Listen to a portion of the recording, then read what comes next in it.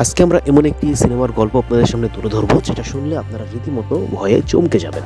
অনেকদিন ধরে জেন্ডর ময়না তদন্ত নিয়ে তৈরি হয় একটি অতি প্রাকৃত থ্রিলার। এই থ্রিলারে একজন বাবা ও পুত্র করোনারের গল্প তুলে ধরা হয়েছে, যাদের দায়িত্ব দেওয়া হয়েছে একটি অজ্ঞাত পরিচয় দিয়ে রহস্য উন্মোচনের। কিন্তু তদন্ত যত এগোতে থাকে, বিষয়টি ততই হয়ে ওঠে আরও অদ্ভুত, বিস্ময়কর এবং কিছুটা ভয়েরও কারণ রয়েছে। তাদের কল্পনার চেয়ে অনেক বেশি রহস্যময়।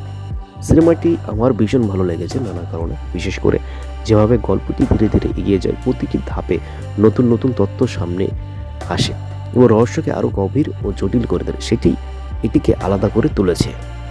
এই আবিষ্কৃত তথ্যর কারণে গল্পটা যে কোন দিকে মোড় নেয় সেটা কিন্তু বোঝা খুবই টাফ, যার ফলে একটি অত্যন্ত আকর্ষণীয় গল্প তৈরি হয়, যেটা দেখলে আপনারা অবশ্যই ভালো লাগবে। এই গল্পের মূল অংশ চমৎকারভাবে একত্রিত এমিল, হর্ষ এবং পিতা পুত্রের জুটি, যেটা কিন্তু আপনাদের মুগ্ধ করতে বাধ্য। চমৎকার ব্রায়ান কক্স তৈরি করে। এই গল্পের যাত্রার বেশিরভাগ সময় ধরে আমাদের একমাত্র অভিনয় শিল্পী দল, তারা কিন্তু ভালোই অভিনয় করেছে। আর অবশ্যই জেনের লাশের সাথে যা ঘটেছে সেটা কিন্তু ভাবা যায় না। এই সিনেমার গল্পে জেনের দেহের সঙ্গে যা ঘটেছিল তা বিস্ময়কর এবং বিষয়টি মোটেও কৃত্রিম মনে হয় না, কারণ পুরো চরিত্রটিকে বাস্তবভাবে ফুটিয়ে তুলেছেন অভিনেত্রী পল ওয়েন কেলি। তার নিবেদিত অভিনয় এই চরিত্রকে আরও ভয়ঙ্কর ও জীবন্ত করে তোলে। এই সিনেমার গল্প জুড়ে রয়েছে অসংখ্য ভীতিকর ও উত্তেজনাপূর্ণ মুহূর্ত, যা মিলিয়ে এটিকে একটি চমৎকার হরর চলচ্চিত্রে পরিণত করেছে। তবে শেষের দিকে যখন জেনের পরিচয় ধীরে ধীরে প্রকাশ পেতে শুরু করে, তখন কিছুটা একঘেয়ে লাগতে পারে। তবু পুরো যাত্রাটি এতটাই শক্তিশালী যে এই ছোটোখাটো দুর্বলতা সিনেমার মান কমাতে পারে না। গল্পের শুরু হয় ভার্জিনিয়ার গ্রান্সথাম শহরের একটি শান্ত গ্রামীণ বাড়ি থেকে। বাইরে থেকে শান্ত মনে হলেও ভেতরে পাওয়া যায় ভয়ঙ্কর এক হত্যাকাণ্ডের চিত্র।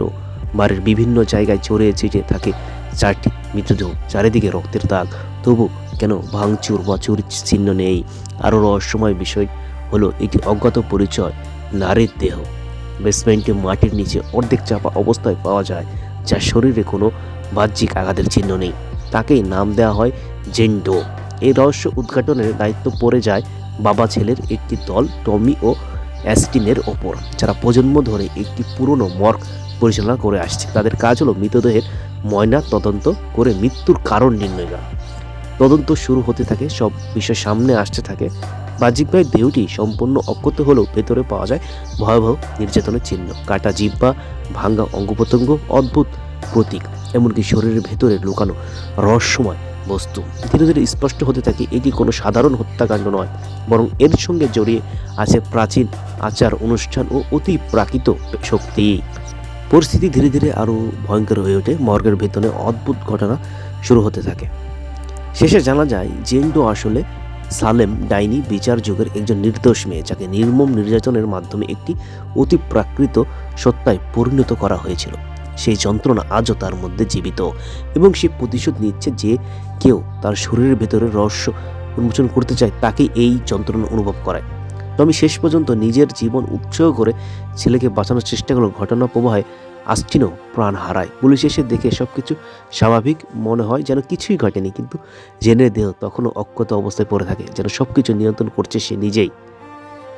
আসলে এই সিনেমার গল্প একটি হরর গল্প নয়, বরং একটি মানুষের গোপন যন্ত্রণা, অতীতের অলংকার এবং অদেখা সত্যের প্রতীক। যাই হোক, গল্পটা কেমন লাগলো কমেন্টে জানাবেন। নেক্সটে আরও ভালো ভালো গল্প পেতে চ্যানেলটি সাবস্ক্রাইব করতে হবে।